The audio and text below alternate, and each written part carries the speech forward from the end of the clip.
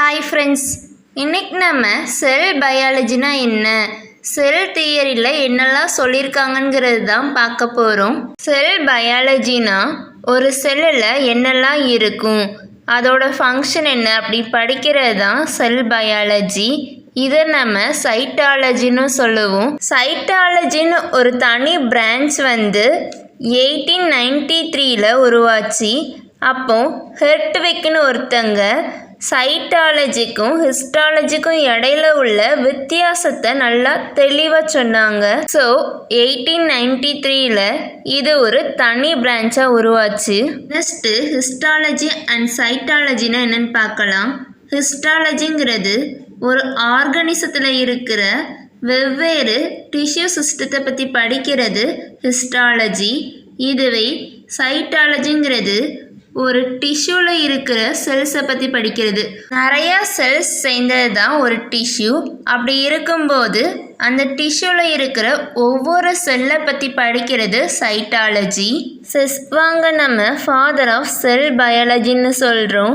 ஏன்னா இவங்க தான் ஃபஸ்ட்டு ஒரு செல்லோட மார்ஃபாலஜி, உருவ அமைப்பு, ஃபிசியாலஜி.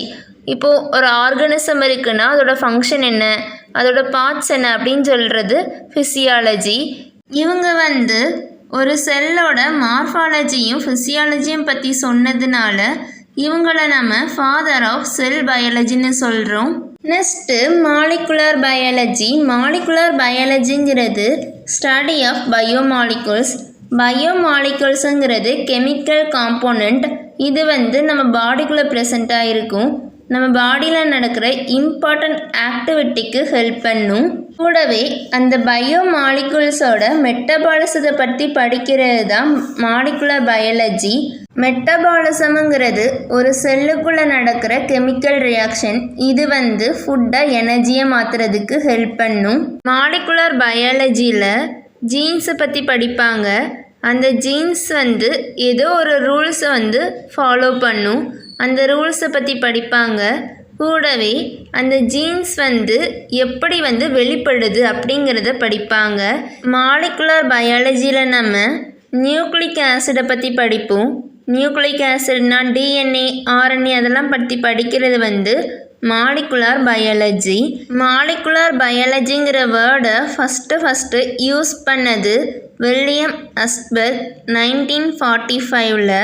மாலிகுலர் பயாலஜி ட்ரக்ஸை டெவலப் பண்ணுறதுக்கும் ஸ்டெம் செல் ரிசர்ச்சுக்கும் ஹெல்ப் பண்ணுது. நெக்ஸ்ட்டு செல் தியரி. இந்த செல் தியரியை கண்டுபிடிச்சது ஸ்கூலியோடன்ட் அண்ட் செஸ்வாங். இவங்க 1838 செல் எப்படியெல்லாம் இருக்குங்கிறத எக்ஸ்பிளைன் பண்ணியிருக்காங்க.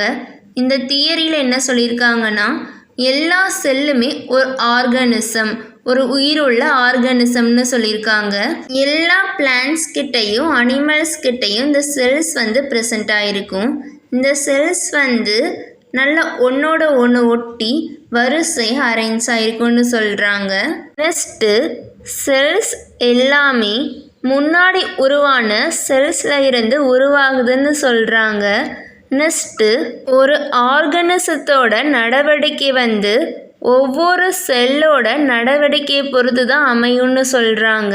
எல்லா செல்ஸ்கிட்டையுமே நியூக்ளியஸ் இருக்கும். அந்த நியூக்ளியஸ் தான் அந்த செல்லோட ஆக்டிவிட்டியை தீர்மானிக்குன்னு சொல்கிறாங்க. Next objection to cell theory. 1-2 theory உருவாகுதுன்னா அந்த தியரியை ஃபேக்குன்னு சொல்கிறதுக்கு 1-2 ரீசன் இருக்கும்ல. அந்த ரீசன் தான் இது. 1-2 ஆர்கனிசம் செல்ஸாலேயே உருவாயிருக்காது. அதுக்கான எக்ஸாம்பிள் வைரஸ். சில ஆர்கனிசத்துக்கிட்ட நியூக்ளியஸ் இருக்காது. அதுக்கான எக்ஸாம்பிளாக பாக்டீரியா, ப்ளூ கிரீன் ஆல்கே எல்லாம் சொல்கிறாங்க. நெக்ஸ்ட்டு நம்ம செல் theory, modern vision and interpretation தான் பார்க்க போகிறோம். எல்லா ஆர்கனிசமும் செல்ஸாலையும் செல்ஸ்கிட்ட இருக்கிற ப்ராடக்டாலையும் தான் உருவாகிருக்கும். ஒரு லிவிங் ஆர்கனிசத்துக்கு செல்ஸ் தான் ஸ்ட்ரக்சர் கொடுக்குது. எல்லா செல்லுமே புரோட்டோபிளாசத்தால் தான் உருவாகிருக்கும். இந்த புரோட்டோபிளாசத்தில் நியூக்ளியஸ், ஆர்கனல்ஸ்னால் Golgi apparatus, ribosome, endoplasmic reticulum, mitochondria இது எல்லாமே செல் ஆர்கனல்ஸ் தான். கவரிங் மெம்பரேனாலையும் உருவாயிருக்கும். இந்த செல்ஸ் எல்லாம் ஃபங்க்ஷன் பண்ணாதான், செயல்பட்டாதான் நம்மளால் வாழ முடியும். இப்போ ஒரு ஆர்கனிசம் நல்லா செயல்படுதுன்னா அந்த ஆர்கனிசத்தோட செல்ஸ் எல்லாம் நல்லா செயல்படுதுன்னு அர்த்தம். எந்த அளவுக்கு செல்ஸ் எல்லாம் செயல்படுதோ அந்த அளவுக்கு ஒரு ஆர்கனிசத்தோட ஆக்டிவிட்டி செயல்பாடுகள் அதிகரிக்கும். ஒரு ஆர்கனிசம் வளரணும்னா அதோட செல்ஸும் சேர்ந்து வளரணும். கூடவே அந்த செல்ஸும் நல்லா டிவைட் ஆகணும், மல்டிப்ளை ஆகணும். ஜெனட்டிக் இன்ஃபர்மேஷன் எல்லாமே செல்லுக்குள்ளே ஸ்டோர் ஆகி இருக்கும். அந்த ஜெனட்டிக் இன்ஃபர்மேஷன் செல்லுக்குள்ளேயே செயலும் படும். நம்மளோட வாழ்க்கை செல்ஸால் தான் நடக்குது. ஏன்னா நம்ம பாடிக்கு தேவைப்படுற எல்லா ஆக்டிவிட்டீஸும் இந்த செல்ஸால் தான் நடக்குது. நெக்ஸ்ட்டு நம்மளோட லைஃப் ஒரு ஜென்ரேஷனில் இருந்து இன்னொரு ஜென்ரேஷனுக்கு லிவிங் செல் வழியாக தான் பாஸ் ஆகுது.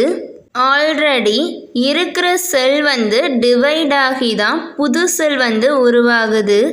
ஒரு புது செல் உருவாகுதுன்னா அதுக்கிட்ட same amount of genetic information தான் இருக்கும். பேரண்ட் செல்கிட்ட எந்த அளவுக்கு ஜெனட்டிக் இன்ஃபர்மேஷன் இருக்கோ அதே அளவு தான் அந்த நியூ செல்லுக்கும் இருக்கும்.